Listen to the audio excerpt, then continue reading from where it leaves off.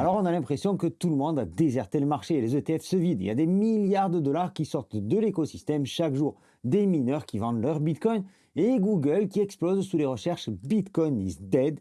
Bref, quand on regarde tout ça, c'est pas vraiment encourageant. Pourtant, on est peut-être dans une période très intéressante. Il y a quelques signaux qui sont encore faibles, mais qui méritent qu'on s'y attarde, surtout dans cette période de peur qui dure maintenant depuis plusieurs semaines. Alors pour la première fois depuis mars 2025, on observe une sortie des ETF BTC au comptant pour la 5e semaine consécutive. Une data qui est également confirmée on-chain. Les clients de BlackRock vendent aussi depuis plusieurs semaines consécutives. Cette semaine, BlackRock a transféré plusieurs milliers de Bitcoin vers Coinbase. Jeudi et vendredi, par exemple, on a vu plusieurs transferts de 300 bitcoins vers Coinbase. Et puis alors, après l'annonce concernant l'illégalité des droits de douane, on a eu un tout petit achat de 113 bitcoins. Pas de quoi compenser la quantité de ventes sur cette semaine. Et au final, quand on y regarde bien, ce sont plus de 100 300 bitcoins qui sont sortis des ETF depuis le mois d'octobre 2025. Alors on sent l'envie des investisseurs traditionnels de réduire leur exposition sur les marchés risqué. Et si on regarde du côté de la capitalisation de marché, on a atteint 100 jours de pertes consécutives sur le marché des crypto-monnaies. Au total, c'est 730 milliards de dollars qui sont sortis. Bitcoin a perdu à lui seul 347,9 milliards de dollars. Les altcoins à moyenne et faible capitalisation plongent encore plus rapidement. On n'est plus sur une simple correction, on est carrément sur un exode massif. Bitcoin que tu vois en orange, donc moins 347,9 milliards de dollars. Le top 20 des crypto-monnaies hors Bitcoin et stablecoin que tu vois en bleu, moins 259,94 milliards de dollars. Et en vert, pour les moyennes et petites capitalisations, ce sont 122,75 milliards de dollars qui ont quitté le marché sur ces 100 derniers jours. Alors forcément, tout ça fait parler.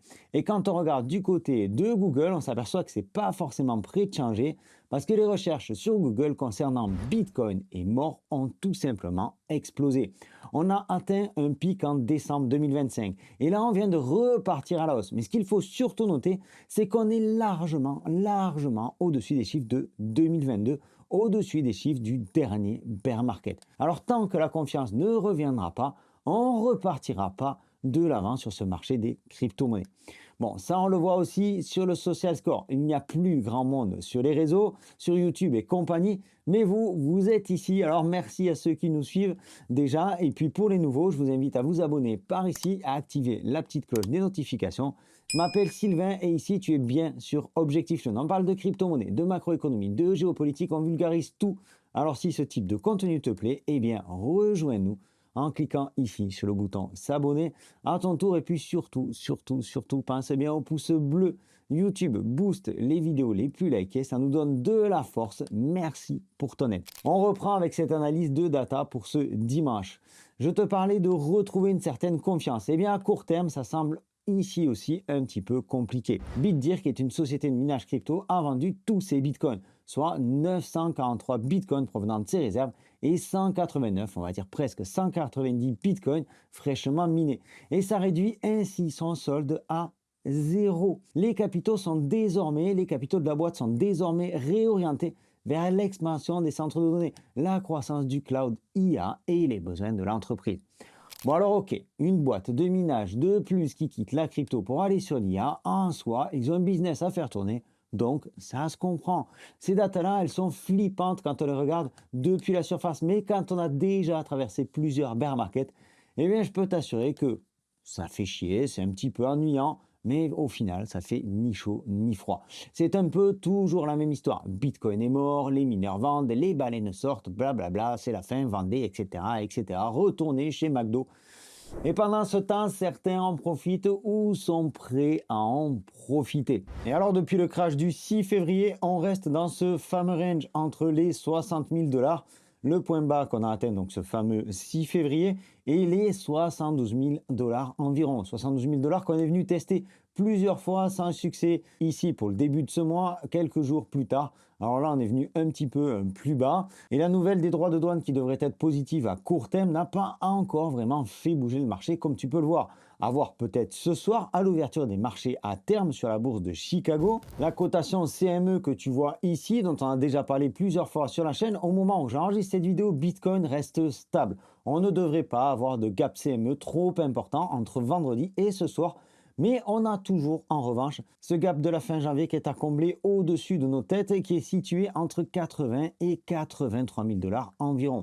Donc ça, c'est quelque chose à suivre parce qu'on va encore naviguer avec la peur cette semaine, la crainte d'une escalade entre les États-Unis et l'Iran et ça pourrait à nouveau secouer les marchés. Une info concernant le CME, tant que j'y pense, on n'aura plus de gap CME à compter du 29 mai 2026, tout simplement parce que Bitcoin sera coté H24 365 jours par an sur le marché des futurs de Chicago, ce qui laissera la porte à de nombreux institutionnels de venir le week-end. Mais en soi, je ne pense pas qu'il y ait de gros changements, pas dans l'immédiat en tout cas. Les institutionnels, les traders seront toujours en mode repos le week-end, donc il ne faut pas s'attendre à des folies non plus le samedi et le dimanche à partir du 29 mai. Si on fait un point sur la situation aujourd'hui, comme à chaque fois qu'on est dans un range, les avis sont partagés. Et quand on regarde bien toutes les datas, on a tout de même une grosse pression vendeuse sur le marché des cryptos. Les ETF, les altcoins, un marché tendu, même si la décision de la Cour suprême rend le marché bullish à court terme, nul doute que Trump va contre-attaquer et que ça va apporter son lot d'incertitudes, chose que n'aiment pas les marchés. Il a d'ailleurs déjà commencé avec sa première décision sur laquelle il est déjà revenu. Il a passé nouveau droit de douane de 10 à 15%. Et puis de l'autre côté, on se dit que le marché tient plutôt bien finalement. Malgré toutes ces bad news, on reste dans ce fameux range. Alors pour aller chercher le plus haut du range, on pourrait donc surfer sur cette fameuse vague des droits de douane et pourquoi pas même viser les 80 000 dollars et le gap CME, même si j'y crois pas trop à court terme parce qu'on manque encore un petit peu de force. Et puis par exemple une attaque en Iran et on ira alors chercher le bas du range. Dans tous les cas, c'est les deux bornes décisives à surveiller encore et toujours pendant quelques temps. Et dans tous les cas, l'ouverture de ce soir pourrait être intéressante ainsi que celle de demain matin, ou plutôt peut-être celle de mardi. Pourquoi je te parle de l'ouverture des marchés pour mardi? Eh bien parce que ça fait plus d'une semaine qu'on a les marchés asiatiques qui sont fermés. Demain, donc, on aura encore une journée de fermeture avec l'anniversaire de l'empereur du Japon, mais ensuite on devrait avoir un fonctionnement normal sur les marchés asiatiques. Les marchés asiatiques qui ouvrent à 3 heures du matin pour l'heure de l'Europe. Donc ça pourrait secouer un petit peu. Une semaine, 10 jours de fermeture selon les pays. Quand on fait la mise à jour derrière, eh bien en général, ça crée quelques déséquilibres parfaitement logiques. Et du côté des datas macroéconomiques cette semaine, on n'a franchement pas grand-chose à se mettre sous la dent, sauf le discours de Trump dans la nuit de mardi à mercredi. Et là, nul doute qu'il devrait revenir sur les droits de douane. Pour le reste, c'est du grand classique. Confiance des consommateurs mardi, chômage jeudi et inflation vendredi. Allez, une dernière data avant de passer sur quelque chose d'un petit peu plus léger. Je ne suis pas hyper fan de ces modèles parce que ça manque clairement de précision. Mais c'est toujours utile. Ici, ça illustre assez bien la situation actuelle et ça met un peu les idées en place. Un petit peu l'église au centre du village en quelque sorte. Le Bitcoin Quantile Model. On voit que l'amplitude des mouvements sur le long terme tend à diminuer. Moins de volatilité parce que la capitalisation de Bitcoin est plus importante, parce que l'adoption est plus grande. Bref, c'est normal que ça s'atténue, le marché mûrit. Même si Bitcoin et le marché crypto sont encore jeunes, il mûrit petit à petit.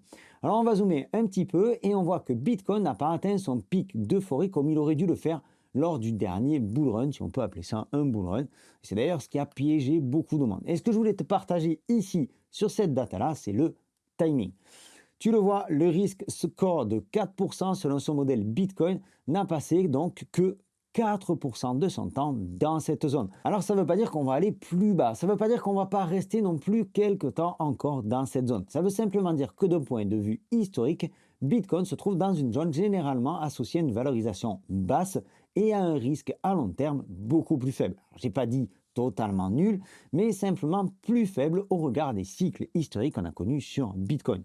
Le point bas de ce modèle se situe actuellement à 58 000 dollars. Donc tu vois qu'on en est tout proche. Et à voir si nous allons plus bas, personnellement je pense que oui, je pense qu'on ira plus bas. Et dans ce cas-là, selon ce modèle toujours, et si on reproduit les mêmes schémas, on ne devrait y rester que 1% du temps. Ça laisse une fenêtre relativement courte en termes de timing si tu veux te positionner. Allez, on va finir cette vidéo par une note un petit peu plus détendue. Avant d'aller se vautrer devant le rugby, le tournoi destination Italie-France. Tiens, d'ailleurs, histoire de détendre l'atmosphère, on va changer un petit peu. Est-ce que tu vois la tête? Est-ce que tu vois la France en tête du tournoi? Est-ce que tu la vois peut-être remporter le Grand Chelem?